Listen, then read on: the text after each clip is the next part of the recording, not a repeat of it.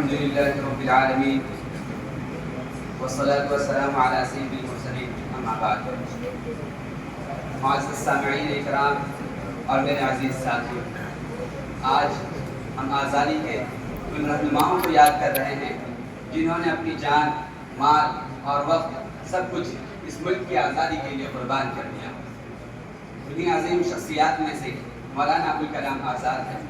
حضرات، مولانا ابوالکلام آزاد 1888 کو مکہ مکرمہ کی مقدس سرزمین میں پیدا ہوئے. گھر ہی میں قرآن، حدیث، فقہ، تفسیر، منطق اور فلسفے کی تعلیم حاصل کی. بچپن سے ہی عربی، فارسی، اردو اور انگریزی پر عبور حاصل کیا.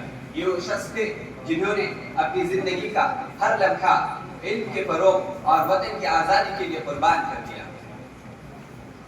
1958 کو دہلی میں ان کا وصال ہوا، مگر ان کے پیغام آج بھی باقی ہیں. حضرات، مولانا نے دین کی خدمت صرف مسجد و مدرسے تک ہی محدود نہیں رکھی، بلکہ اپنی تقریر اور تحریر سے لوگوں کو جگایا.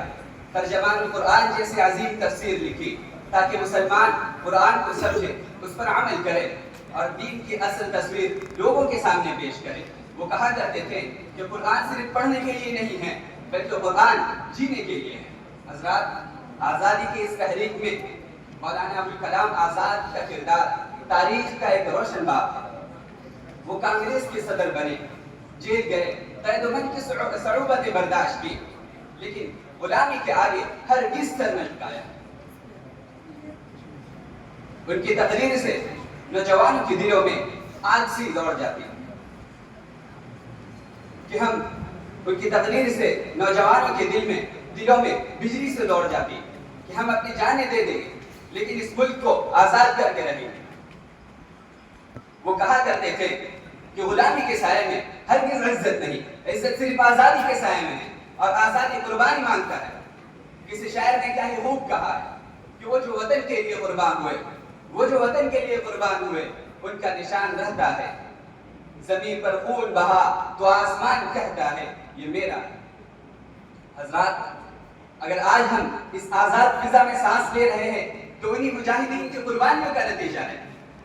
مولانا کے الفاظ آج بھی ہمارے دلوں کو جھنجھوڑ دیتا ہے کہ اٹھو، آگے بڑھو اور جب تک منزل نہ ملے رکنا نہیں.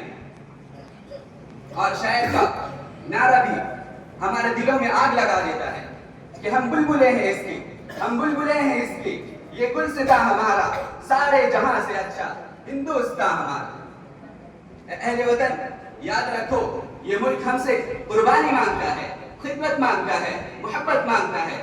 آؤ آج ہم سب مل کر عہد کریں کہ مولانا ابوالکلام آزاد کے خواب کو حقیقت میں بدل دیں گے اور اس ملک کی آزادی اور عزت پر کبھی آنچ نہیں آنے دیں گے. اللہ تعالیٰ ہم سب کو اس ملک کی قدردانی کی توفیق نصیب فرمائے.